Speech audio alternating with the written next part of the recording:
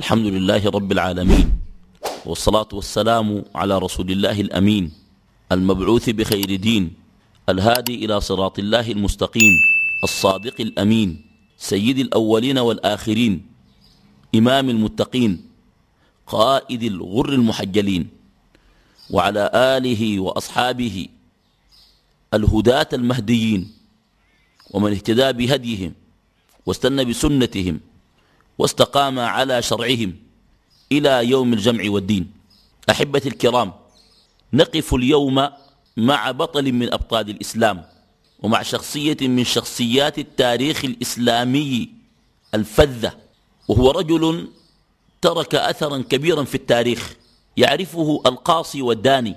إنه علي بن أبي طالب ابن عبد المطلب ابن هاشم ابن عبد مناف ابن قصي ابن كلاب ابن مرة ابن كعب ابن لؤي ابن غالب ابن فهر ابن مالك ابن النضر ابن خزيمة ابن مدركة ابن إلياس ابن نزار ابن معد ابن عدنان الهاشمي القرشي، أبو الحسن ابن عم رسول الله صلى الله عليه وسلم وصهره. وأمه فاطمة بنت أسد ابن هاشم ابن عبد مناف ابن قصي ابنة عم أبيه. وكان لهاشم أولاد، منهم عبد المطلب ومنهم أسد. أسد هذا أتى بفاطمة، وعبد المطلب أتى بوالد النبي صلى الله عليه وسلم وأبناؤه العباس وحمزة، ومنهم أبو طالب. ولذلك يقال عن علي القرشي ابن القرشية، والهاشمي ابن الهاشمية. وقل أن يكون الهاشمي هاشميا من قبل أمه ومن قبل أبيه. وبنو هاشم هم صفوة، كما قال صلى الله عليه وسلم في صحيح مسلم: إن الله اصطفى كنانة من ولد إسماعيل، واصطفى قريشا من كنانة، واصطفى بني هاشم من قريش، واصطفاني من بني هاشم. فالهاشميون صفوة في قريش، وقريش صفوة بالنسبة لكل العرب. ولقد أسلمت فاطمة بنت أسد رضي الله تعالى عنها، وكان رسول الله صلى الله عليه وسلم يجلها، ويوم موتها فرش لها بردته في قبرها وقال: هي أمي بعد أمي، رضي الله تعالى عنها. وموقف أبي طالب المناصر لرسول الله صلى الله عليه وسلم واضح، غير أن فاطمة أسلمت وهاجرت، وقد رأت من دلائل النبوة وعلامات الصدق في النبي صلى الله عليه وسلم وهو عندهم طفل صغير. كانت تقول: كان أبناؤنا لا يشبعون إلا إذا جلس معهم محمد. ولذلك كان أبو طالب يمنع أبناءه الأكل، يقول: حتى يأتي ولدي. وأبو طالب عم النبي صلى الله عليه وسلم شقيقه، شقيق أبيه. ومعه من أبناء عبد المطلب الزبير. الأشقاء ثلاثة: أبو طالب وعبد الله والزبير أبناء عبد المطلب. وأمهم فاطمة بنت عمرو بن عائذ المخزومية. وبالتالي يعتبر علي رضي الله عنه، وهذا من العجائب، أن أمه فاطمة، وأن جدته لأبيه يعني أم أبيه فاطمة، وتزوج بفاطمة، وكان له بنت تسمى فاطمة رضي الله تعالى عنه. أبو طالب كان له 4 أبناء من البنين، أكبرهم طالب، ثم عقيل، ثم جعفر، ثم علي. وقد قال أهل السير أن كل واحد بينه وبين أخيه 10 سنوات. المهم، هذا علي رضي الله تعالى عنه. زوجاته: نال علي رضي الله عنه شرف القرب من رسول الله صلى الله عليه وسلم مصاهرة، فقد زوجه من فاطمة ابنته صلى الله عليه وسلم، وهي من أحب الناس إليه. منعها الكثير من أصحابه لأنه أراد لها شابا يقاربها سنا وشرفا، فلذلك خطبها علي رضي الله تعالى عنه. وعند الطبراني في معجمه قال صلى الله عليه وسلم: إن الله أمرني أن أزوج فاطمة من علي. فكأن هذا الزواج بأمر الله عز وجل من فوق 7 سماوات. لما خطبها علي قال له النبي صلى الله عليه وسلم: ما تمهرها، أي ما تعطيها من المهر؟ قال ما عندي شيء. قال أين درعك الحطمية؟ والحطمية درع قيمها أهل السير ب4 دراهم. كان النبي صلى الله عليه وسلم قد أهدى الدرع لعلي رضي الله عنه. قال أين درعك الحطمية التي كنت أهديتك إياها؟ قال عندي. قال أمهرها. فأمهر علي رضي الله تعالى عنه الدرع لفاطمة رضي الله تعالى عنها. وما تفعل امرأة بدرع؟ المرأة لا تفعل بالدرع شيئا، وما تفعل امرأة بدرع. فكان كلما أراد أن يخرج إلى الجهاد استأذنها الدرع، فتعطيه الدرع فيخرج به ويعيده إليها حتى صار الدرع بعد ذلك عنده. وقع بينهما، بين علي وفاطمة، من الحب والوئام والعيش الهني والسعادة ما جعلهم من أسعد البيوت. قالت فاطمة رضي الله تعالى عنها: زفني رسول الله صلى الله عليه وسلم إلى ابن عمه علي برحاءين، والرحاء حجر يسحن به، أو هي أحجار يسحن بها العيش أو الذرة أو القمح. يسميها الناس مرحاكة برحاءين، وجرة، جرة فيها ماء، قلة ماء وجرة، ووسادة أدم حشوها ليف، مخدة من الجلد محشوة بالليف. وننام على إهاب كبش، جلد خروف، ننام على صوفه بالليل، المحل الأملس الفوق صوف بنوم فوق بالليل. وبالنهار نعلف عليه الناضحة، عندهم ناقة يقلبوا المحل الما فوق صوف، يعملوا فوق العلف للبهايم، بالليل ينفضوا المسألة، ينفضوا الإهاب اللي هو جلد الخروف ويرقدوا على صوفه. بالله هذا بيت وغرفة نوم وجهاز أفضل نساء العالمين. وبالرغم من هذا القل في المال كانوا من أسعد الناس، لأن السعادة في القلوب وليست في الجدران، لا في السيراميك ولا في الموكيت ولا في الستاير. السعادة في القلوب. دخل النبي صلى الله عليه وسلم على علي وفاطمة، وكثيرا ما كان يتردد عليهما، يدخل عليهما في البيت. دخل عليهما مرة طرق لهم الباب يقول: الصلاة الصلاة، بعد أن نزل قول الله تعالى: وأمر أهلك بالصلاة واصطبر عليها، لصلاة الليل. فقالوا له: إن صلاة الفجر لم تحين بعد. فخرج يهز رأسه يقول: وكان الإنسان أكثر شيء جدلا.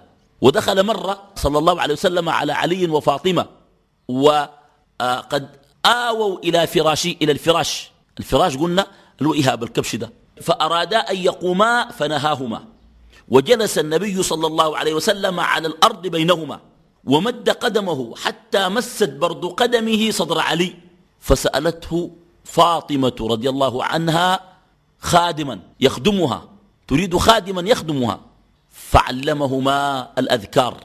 قال: هو خير لكما من خادم، إذا أويتما إلى فراشكما فسبحاه 33، سبح الله 33، واحمداه 33، وكبراه 34. قال علي رضي الله عنه: والله ما تركتها أبدا. قيل له: ولا في صفين أيام القتال لم يتوقف القتال 7 أيام؟ قال: ولا ليلة صفين، رضي الله تعالى عنه. سأل علي رضي الله تعالى عنه مرة رسول الله صلى الله عليه وسلم، قال: يا رسول الله، أنا أحب إليك أم فاطمة؟ ورسول الله صلى الله عليه وسلم صادق في مشاعره، صادق في عواطفه، صادق في قوله، صادق في مواقفه، صادق في حياته صلى الله عليه وسلم. فداه نفسي وأهلي ومالي وولدي وأبي وأمي صلى الله عليه وسلم. قال: يا رسول الله، أنا أحب إليك أم فاطمة؟ قال: هي أحب إلي منك وأنت أعز علي منها. يعني من حيث الحب فاطمة أحب إليه لأنها بضعة منه كما كان يقول، وهي البضعة النبوية والجهة المصطفوية رضي الله تعالى عنها. أما من حيث العز فإنه ابن عمه يسانده ويقف بجانبه ويكون معه في الحروب والقتال، والمرأة لا تفعل ذلك. قال: هي أحب إلي منك وأنت أعز علي منها صلى الله عليه وسلم. وما زلنا نتحدث عن علي وفاطمة رضي الله تعالى عنهم كان يقع بينهما ما يقع بين سائر الأزواج من الخلاف. ففي البخاري دخل النبي صلى الله عليه وسلم على فاطمة وقال أين بعلك؟ قالت لا حانا وخرج، يعني شكلنا وخرج. وهذا هو الرجل العاقل الذي إذا اختلف مع المرأة يخرج هو ولا يخرجها هي. في كثير من الرجال لما شكل المرأة يقول يلا يلا يلا أمشي أهلك، يلا فرتقي، يلا أمشي، أيوة إشاكلة. هذا من ضعف الرجال. الرجل العاقل لا يخرج المرأة. الاختلاف يقع في كل بيت، ولعل الخلاف الذي وقع بين علي وبين فاطمة مما يقع في سائر البيوت. ولا يمكن أصلا رجل قاعد مع مرأة سنين، هي بتعاين له وبيعاين لها، لا هو غير شكله هي غير شكلها، لازم يشاكلوا. لكن كيف تحل المشاكل؟ خرج علي رضي الله عنه فذهب النبي صلى الله عليه وسلم إلى المسجد يفقده. لما خرج ما مشى لأصحابه، في واحد بالشاكل مع المرأة بيمرق لكن مش النادي. انت عارف في النادي ممكن الناس يحرشوا لأنه محل شياطين. ما مشى النادي، مشى المسجد. لما وجده النبي عليه الصلاة والسلام راقد، يعني راقد في الأرض في المسجد، جثى النبي صلى الله عليه وسلم على ركبتيه. وهذا أيضا موقف الأب العاقل عندما يقع خلاف بين ابنته وزوجها. ما بقول لها بالله عمل كده أصبري والله أدب لك الليلة أدب، خليه بس خلينا ألاقيه. لا، ما تبقى رجل عاقل. ما تقف مع بنتك تقعد تقوم في كل مرة بنتك تغريها على زوجها وتطمعها. لا، خليك راجل صنديد كرسول الله صلى الله عليه وسلم. جاء وجثى على ركبتيه ومسح التراب عن جنب علي وقال له قم يا أبا تراب. قال علي كناني بها رسول الله صلى الله عليه وسلم والله هي أحب إلي من الدنيا وما فيها. ولقد أنجب علي رضي الله تعالى عنه من فاطمة الحسنة، ولما ولدوه قال من سميتموه؟ قالوا سميناه حرب. قال لا، هو الحسن. والحسن والحسين سيدا شباب أهل الجنة، وهما سبطاء رسول الله صلى الله عليه وسلم، والسبط الفرع سماه الحسن. وكثير من الناس يظن أن الحسن والحسين توأمان، ولم يكونا كذلك، فالحسن أكبر. غير أن فاطمة لما طهرت من الحسن حملت بالحسين، فبينهما 9 أشهر. فلما ولدت الحسين أيضا جاء وقال من سميتم ولدي؟ قالوا حرب. قال لا، هو الحسين. ثم أنجبوا ثالثا وجاء وقال من سميتموه؟ قالوا حرب. قال لا، هو محسن. وقال صلى الله عليه وسلم سميتهم بما سمى به هارون أبناءه 3 شبر وشبير ومشبر، وهو سمى على هذا الوزن حسن وحسين ومحسن، لكن محسنا مات صغيرا.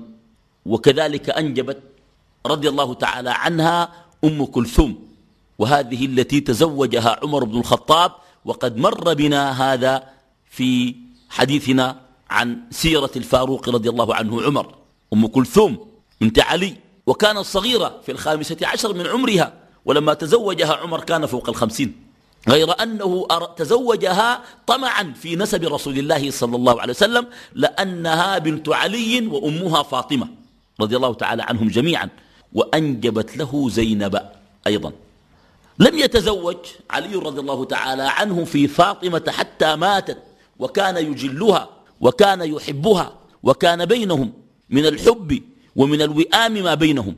فقد كان علي رضي الله تعالى عنه يقول لها يقول لأمه أكفي فاطمة بنت رسول الله عمل الخارج، سقي الماء مما يفعله النساء، هي تكفيك عمل البيت.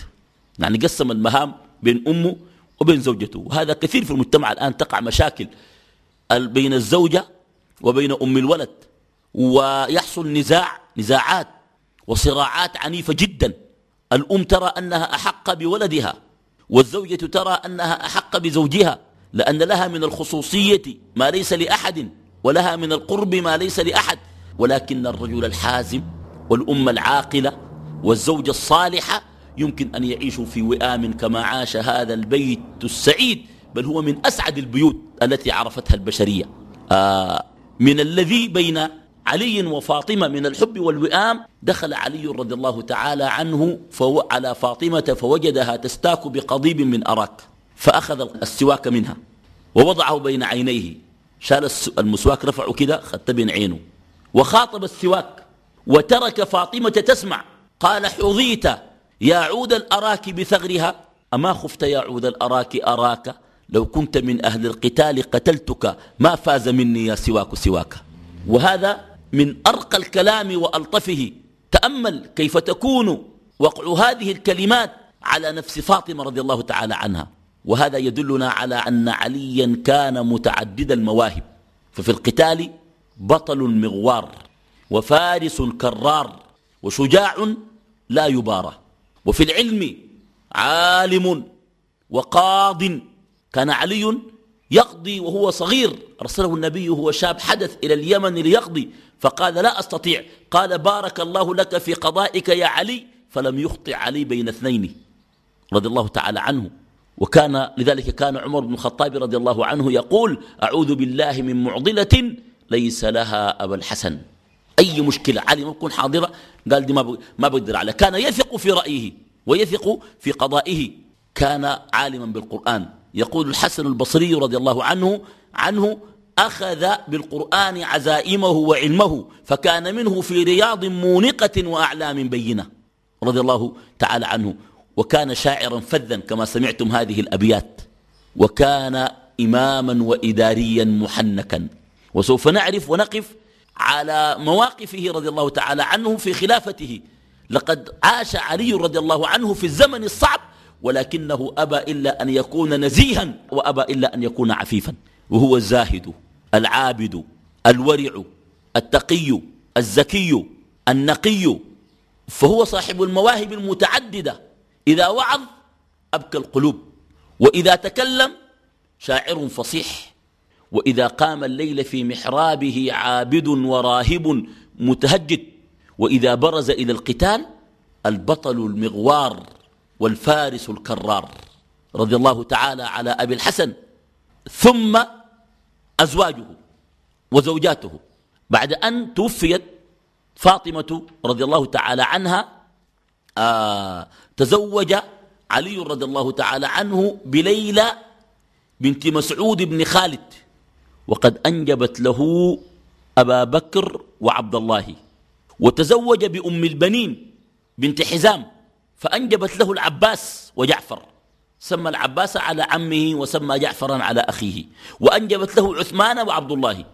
وتزوج بأسماء بنت عميس الخثعمية فأنجبت له يحيى ومحمد الأصغر، وكانت تحت جعفر في الأول، ثم تزوجها أبو بكر، ثم تزوجها بعد ذلك علي. وتزوج ببنت امرئ القيس ابن عدي الشاعر الجاهلي المعروف من بني كلب الكلبي، وبني كلب لا علاقة لهم بالكلاب. وأنجبت له جارية. ومن اللطائف أنها كانت تذهب معه إلى المسجد وهي صغيرة، وكان الناس يمازحونها يقولون لها: من أخوالك؟ تقول: وه، يعني تقلد الكلاب، يعني تقول بني كلب، لأنها سمعت اسم كلب هذا أن أخوالها، فكانت تقول لهم وه يعني هو يعني بتهوهو.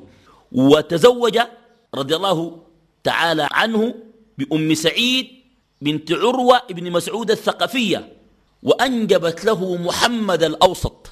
محمد الأصغر من أسماء بنت عميس الخثعمية، ومحمد الأوسط من أم سعيد بنت عروة بن مسعود الثقفي، وهي ثقفية. وتزوج بأمامة بنت أبي العاص بن الربيع بن حبيب بن عبد شمس بن عبد مناف بن قصي، وهو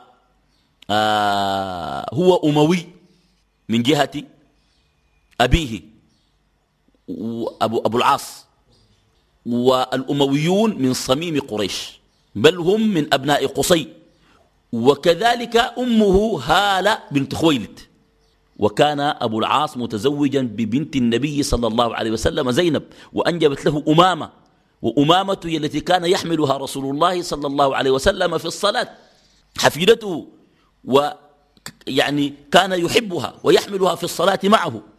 تزوجها علي رضي الله تعالى عنه أيضا، وهذه تعتبر بنت أخت فاطمة، يعني زينب وفاطمة أخوات. يعني كأن علي رضي الله عنه بعد ما توفيت فاطمة تزوج بأمامة حفيدة النبي عليه الصلاة والسلام، ولعله كان يحب فاطمة فتعوض عنها ببنت أختها أمامة بنت أبي العاص بن الربيع، أمها زينب بنت محمد بنت خديجة، أيضا زينب بنت خديجة رضي الله تعالى عنهم جميعا. وصلى الله وسلم وبارك وأنعم على عبده ورسوله محمد صلى الله عليه وآله وسلم. وأخيرا من زوجاته تزوج بخولة بنت قيس بن جعفر الحنفية، وولدت له ولدا يعتبر من أجل أولاد علي بعد الحسن والحسين، هو محمد بن الحنفية، وهذا يسمى بمحمد الأكبر. وقد استبان أن لعلي رضي الله عنه 3 أبناء أسماهم بمحمد: محمد الأصغر أمه أسماء بنت عميس، ومحمد الأوسط وأمه الثقفية أم سعيد، ومحمد الأكبر وأمه الحنفية محمد بن الحنفية.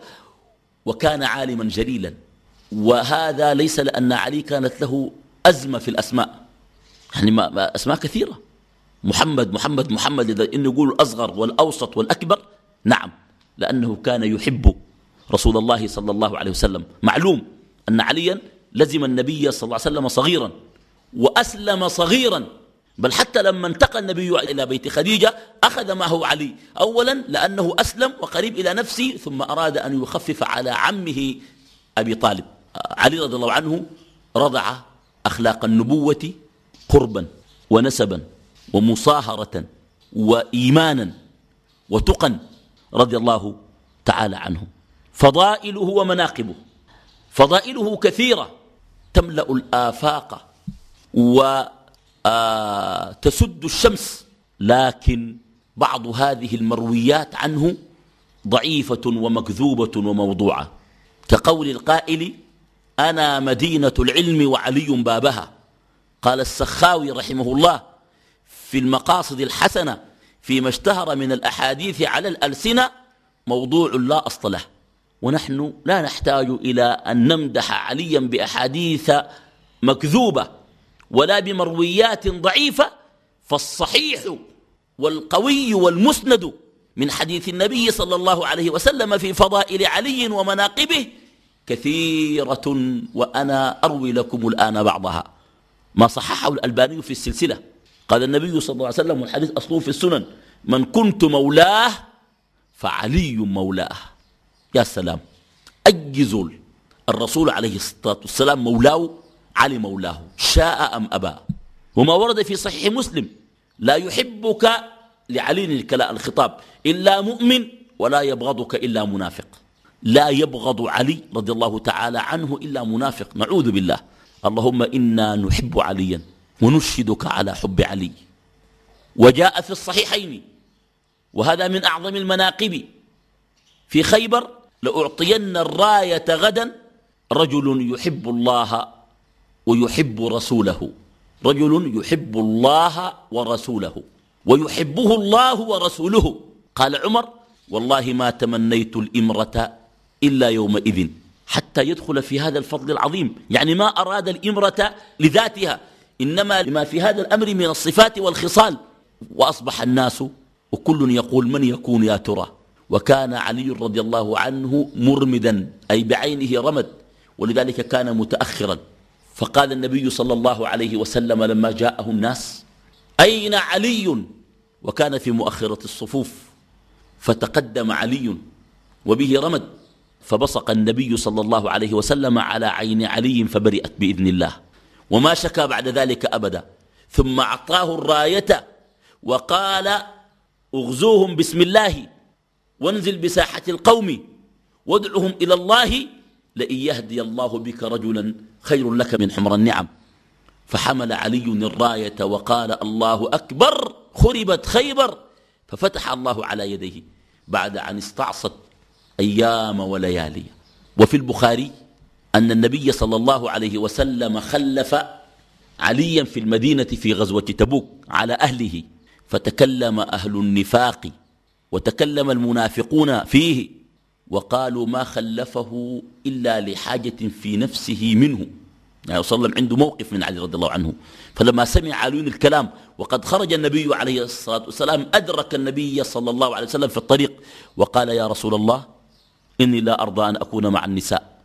نعم، هو أصلا لم يعتاد ذلك، ولكن النبي عليه الصلاة والسلام يريد أن يعلمهم وأن يربيهم على الطاعة، فقال له النبي صلى الله عليه وسلم كلمة هي أعظم شهادة وأسمى وسام وأشرف وسام وأجل شهادة وأعظم منقبة لعلي رضي الله عنه. قال له أما ترضى أن تكون مني بمنزلة هارون من موسى غير أنه لا نبي بعدي؟ يا سلام. وليس كما قالت الرافضة هذا أن عليا يخلف النبي صلى الله عليه وسلم في الإمامة، هذا ليس بصحيح، لأن هارون أصلا لم يخلف موسى، توفي هارون في الأول ثم توفي موسى أصلا، لكن المعنى أنت مني بمنزلة هارون من موسى قربا وحبا وديانة. نعم، في الدين قريب من النبي عليه الصلاة والسلام. علي هو الذي نشأ معه، منذ أن فتح علي عيناه وجد رسول الله صلى الله عليه وسلم في بيتهم، لأن النبي تربى في بيت أبي طالب رضي الله تعالى عن الصحابة أجمعين. أسلم صغيرا وهاجر وشهد المشاهد وكان فيها بطلا وكان فيها عابدا.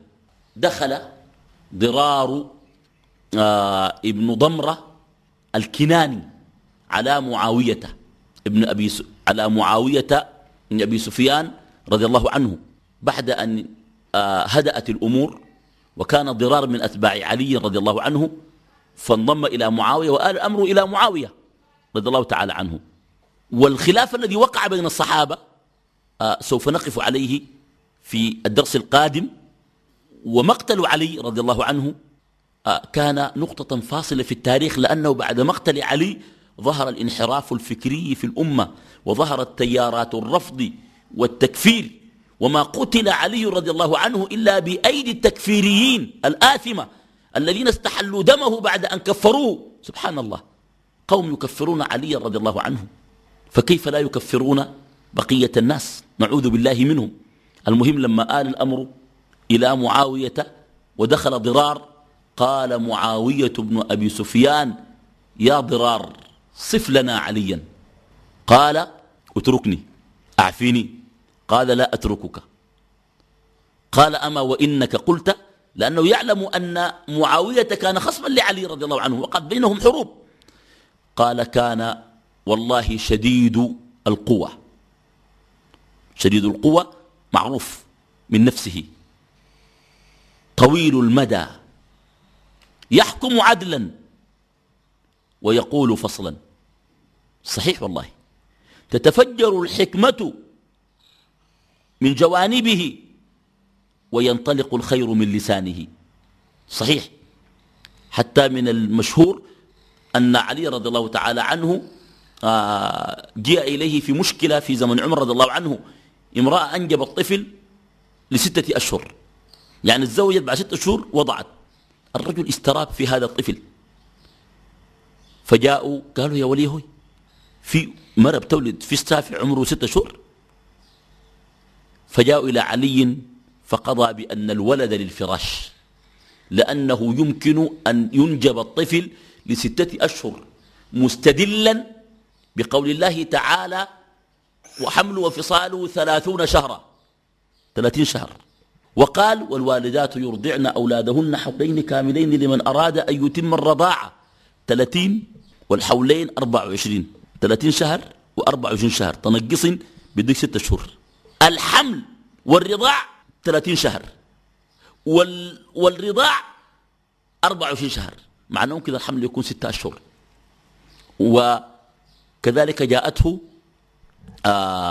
امرأة تنسب إلى شاب أنه أرادها للزنا، وجاءت وفي ثوبها ماؤه ومنيه، والصحيح أن هذه المرأة هي التي كانت تغوي هذا الشاب، ولكنه أبى، فأرادت أن تنتقم منه.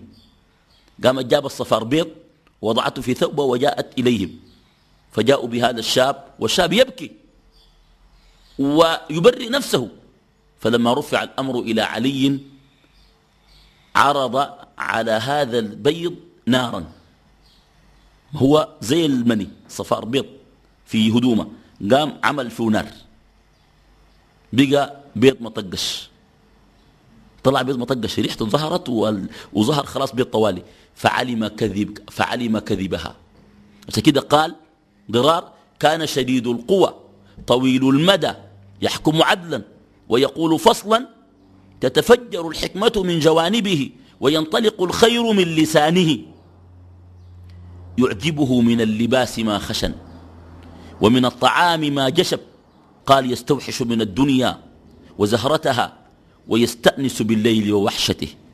ولقد رأيته في بعض جوانبه، في بعض مواقفه، وقد أرخى الليل سدوله وغارت نجومه، قابضا على لحيته يتململ تململ السليم ويبكي بكاء الحزين، يقول: يا دنيا غري غيري، إلي تعرضت أم إلي تشوفت، قد أبنتك ثلاث زادك حقير،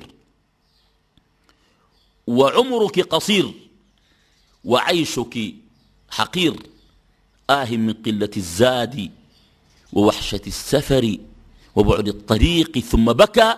قال ضرار: وكان علي غزير الدمعة طويل الفكرة، فوقفت الدموع على معاوية، فصار يجففها بكمه ويقول: والله هكذا كان أبو الحسن، والله هكذا كان أبو الحسن. نعم والله هكذا كان أبو الحسن. علي رضي الله تعالى عنه أراده الله للأمة في الزمن الصعب بعد مقتل عثمان. وينبغي أن نعلم حقيقة أيها الإخوان، إن الذين قتلوا عثمان عصابة وعصبة، ولما استلم علي زمام الأمور ومقاليد الحكم كانوا جيشا، فليس من الحكمة أن يريق الدماء وأن تحدث فوضى. كان علي رضي الله تعالى عنه يرى أن الأمر لا بد أن يستقر، ولا بد للنظام أن يفرض، ولا بد للدولة وهيبتها وسيادتها أن تعم، بعد ذلك يقتص ممن يحتاج القصاص. ولقد مر علينا بالأمس في قتل عثمان رضي الله عنه كيف أن زهير بن حرقوس السلمي لما أراد الصحابة أن يقتصوا منه جاءهم في جيش من أهله فيه 6000، فكان الصحابة بين خيار أن يقتلوا 6000 أو أن يتركوا زهيرا، وذلك لأن الأمر كان فيه فتنة، وكان فيه فتنة حقيقية. لما قتل عثمان رضي الله عنه لم يكن للأمة إلا علي، وليس لنا أن نقول أن الأمور قد اضطربت في زمن علي، لا والله إنها فتنة أراد الله للفتنة أن تبلغ غاياتها ونهاياتها. ولو حكم غير علي في تلك الفترة لتفاقم الأمر ولازداد سوءا. قال الحسن ابن علي لأبيه: وددت لو أنك لم تتولى من أمور الناس شيئا. ولم يتهم أحد عليا بأنه قتل عثمان أو شارك في قتل عثمان إلا أن يكون المتهم له زنديق. لكن لما آل الأمر إليه والذين قتلوا عثمان تفرقوا، وعلي رضي الله عنه حاكم لا يمكن أن يأخذ الناس بالظنون، وسوف يقيم محاكمة عادلة، والصحابة لعظم وقع قتل عثمان في نفوسهم أرادوا قصاصا عاجلا، فوقع الخلاف بين علي وبين أصحاب النبي صلى الله عليه وسلم الذين خالفوه، طلحة والزبير وعائشة ومعاوية من جهة، وعلي رضي الله تعالى عنه من جهة. فقال علي رضي الله عنه، وطبعا ظروف صعبة، قال: أما وإني لو تركت الناس لكان الناس بغير خلافة. صحيح والله. لذلك بالمناسبة أصلا بوئي علي بالقوة، كان مختفيا في حائط، والمدينة أصلا دخلها رعاع الناس وشرذمة الخلق، فعاثوا فيها فسادا، نهبوا بيت المال وقتلوا عثمان، وانفلت الأمر ولم يكن لعلي وحده أن يفعل شيئا رضي الله تعالى عنه، بل لو لم يتصدى علي للخلافة لضربت الفوضى بأطنابها، ولا ازداد الفساد، ولا أريقت الدماء أكثر مما كان. رضي الله تعالى على أبي الحسن رجل المهام الصعبة والمواقف الصعبة. إلى أن ألتقيكم غدا إن شاء الله، أستودعكم الله الذي لا تضيع ودائعه، والسلام عليكم ورحمة الله وبركاته.